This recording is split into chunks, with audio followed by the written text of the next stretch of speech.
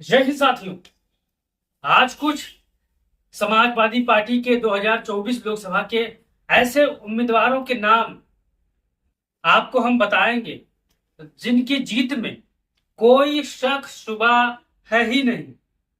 Bharatiya Janata party के लोग भी ये मान रहे हैं कि इनको जीतने से अब खुद स्वयं मोदी जी भी नहीं रोक सकते। आज 20 से 21 प्रत्याशियों के उम्मीदवारों के नाम आपके सामने रखेंगे और आप भी अपनी राय दीजिएगा जिनके नाम हम लेंगे। अगर आप उन नामों से परहेज नहीं करते तो उन नामों के बारे में जरूर बताइएगा कि हाँ, ये चुनाव जीत सकते हैं इतने प्रत्याशी इन लोकसभा से। अगर कोई नाम छूट गया हो तो आप भी कमेंट बॉक्स में बता सकते हैं साथी। तो आप इस वीडियो पर पहली बार आए हैं तो चैनल को मोहब्बत से सब्सक्राइब कर लीजिए और प्यार से बेल आइकन को दबा लीजिए ताकि आपको हर अपडेट इंडिया गठबंधन की सबसे पहले मिले। तो चलिए जान लेते हैं कि वो कौन से जिताऊ प्रत्याशी हैं जिनको भारतीय जनता पार्टी भी जान रही है कि हाँ, अब भारतीय जनता पार्टी यहां से अपना हाथ ऊपर कर लिए साथियों, यानी होता है ना, भागने का प्लान बना लिए। तो शुरुआत करते हैं मैनपुरी से साथियों। मैनपुरी से श्री डिंपल यादव जी, श्रीमती डिंपल यादव जी यहाँ पर मैदान फतेह कर चुकी हैं। ये किसी भी पार्टी को, किसी भी भारतीय जनता पार्टी के लोगों को कोई शक शुबा नहीं है। वो भी ये मान रहे हैं कि भारतीय जनता पार्टी के जो उम्मीदवार हैं वो काफी लाखों वोटों से चुनाव हारने जा रहे हैं। फिर दूसरे नंबर पर आते हैं खुद बाहुबली अखिलेश यादव कन्नौज से। कन्नौज में जीत हार का अंतर आप इस बात पे लगा सकते हैं कि यहाँ पर भारतीय जनता पार्टी की जो प्रत्याशी हैं वो अब आराम से घर जाके बैठ रहे हैं, आराम से आम खा रहे हैं, गन्ने का जूस पी रहे हैं, टेंशन फ्री हो गए हैं कि अब मैं चुनाव हार गया हूँ साथियों। और अखिलेश यादव कितने लाख वोटों से जीतेंगे मैं आप पर छोड़ रहा हूँ, आप कमेंट बॉक्स में बता दीजिएगा। फिर शुरुआत करते हैं कैराना लोकसभा की। कैराना लोकसभा इकरा हसन। पश्चिम से जो हवा चली है अवध, फिर पूर्वांचल की तरफ तेज पकड़ लिया रफ्तार। तो इकरा हसन भी ऐसी प्रत्याशी हैं कि जिन पे जीत का, यानी जिनके जीत का किसी को कोई शक शुबा है ही नहीं क्योंकि वो मैदान फतेह कर चुके हैं भाई।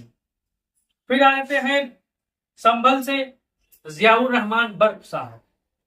आपने देखा होगा जब यहाँ पर चुनाव था तब भारतीय जनता पार्टी ने यहाँ पर क्या खेल किया था, 2-3 बूथों पर, लेकिन उनकी हार की जो हताश थी वो जनता ने दूर कर दी साथियों, यानी बहुत मजबूती के साथ समाजवादी पार्टी के साथ खड़ी हो गई जाकर। भारतीय जनता पार्टी को एक बार फिर से यहाँ पर खाली हाथ बेरंग लौटना पड़ेगा, ये आप मान के चलिए, जान के चलिए। फिर चलिए चलते हैं रामपुर की तरफ। रामपुर में जो समीकरण थी, जो गुपचुप वोट थे, जो साइलेंट वोट थे, वो समाजवादी पार्टी और आजम खान के प्रति दीवानगी में समाजवादी पार्टी को मिली साथ में। फिर धर्मेंद्र यादव भी आजमगढ़ से आते हैं। इनकी जीत पे किसी चीज को, कहीं कोई साथी को कोई शक नहीं है साथियों। भारतीय जनता पार्टी के निरहुआ भी मान रहे हैं कि अब की बार आजमगढ़ से हमारा झोला पैक हो गया है साथियों, पैकअप हो चुका है, जो फिल्म लाइन में बोला जाता है। फिर गाजीपुर से अफजाल अंसारी साहब। अफजाल अंसारी भी बड़ी मजबूत स्थिति में है, वो भी चुनाव जीत चुके हैं। ये किसी भी लोगों को यहाँ पर कोई गुंजाइश नहीं है भारतीय जनता पार्टी के जीत का साथियों। फिर घोसी लोकसभा से राजीव राय साहब बड़ी मजबूती के साथ यहाँ पर मैदान फतेह कर चुके हैं। या आप कहीं कागज पे कलम पर उठा के लिख लीजिए भाइयों, क्योंकि यहाँ पर जो राजभर चचा का लड़का है वो उब रहा है, वो हिचकोले खा रहा है, क्योंकि जो उनकी ऊट पटांग बातें हैं उससे जनता नाराज है साथियों। कभी ठाकुर समाज को गाली दे देना, कभी मुस्लिम समाज को गाली दे देना, कभी किसी समाज को बुरा कह देना, कभी किसी समाज को ये कह देना, तो वहां पर जनता इस बार चुनाव अपने हाथ में ले ली है और राजभर चचा को सबक सिखाने जा रही है साथियों। फिर चलते हैं बलिया की तरफ। सनातन पांडे साहब मजबूती के साथ चुनाव लड़ रहे हैं और उनकी जीत में भी मैं ये दावे के साथ कह रहा हूं कि ये भी मैदान फतेह कर रहे हैं साथियों। फिर फिरोजाबाद से अक्षय यादव जी, ये भी मैदान फतेह कर रहे हैं। आदित्य यादव बदायूं से, लालजी वर्मा अंबेडकर नगर से। अब जितने भी हमारे अंबेडकर नगर के भाई बहन होंगे वो अपनी राय जरूर देंगे साथियों। फिर चलते हैं गोंडा लोकसभा की, श्रेया वर्मा की। श्रेया वर्मा ने जो बहुत ही गजब तरीके से चुनाव लड़ा साथियों, और भारतीय जनता पार्टी ने खेल करना चाहा लेकिन वहां पर पहुंचकर समाजवादी पार्टी के कार्यकर्ताओं ने उनका खेल बिगाड़ दिया साथियों। जहां जहां उम्मीद से ज्यादा वोट मिली है समाजवादी पार्टी को गोंडा लोकसभा में साथियों। फिर उन्नाव की अनु टंडन भी मैदान फतेह कर रही है साथियों। नरेश उत्तम पटेल साहब फतेहपुर से मैदान फतेह कर चुके हैं साथियों। फिर आर के चौधरी मोहनलालगंज से, अवधेश प्रसाद फैजाबाद अयोध्या से, प्रिया सरोज मछली शहर से, बाबू सिंह कुशावा जौनपुर से।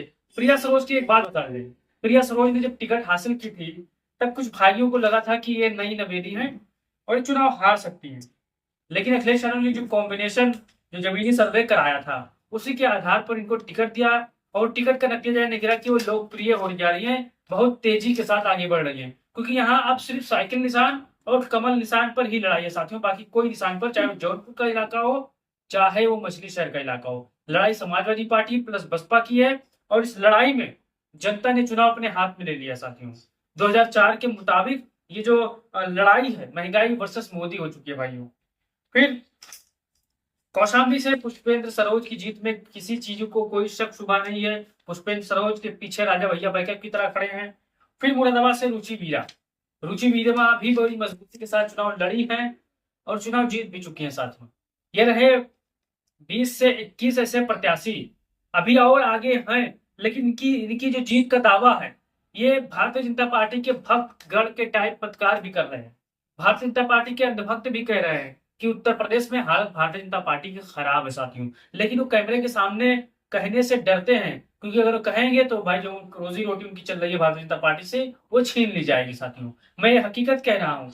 इन जो 22 नामों का मैंने जिक्र किया है, 21 से 22 नामों का मैंने जिक्र किया है, आप एक मतलब डायरी पे या कागज पर इन नामों को लिख लीजिएगा और 4 जून को मिलिएगा साथियों, क्योंकि ये जो फीडबैक है ये जमीन से आ रही है साथ।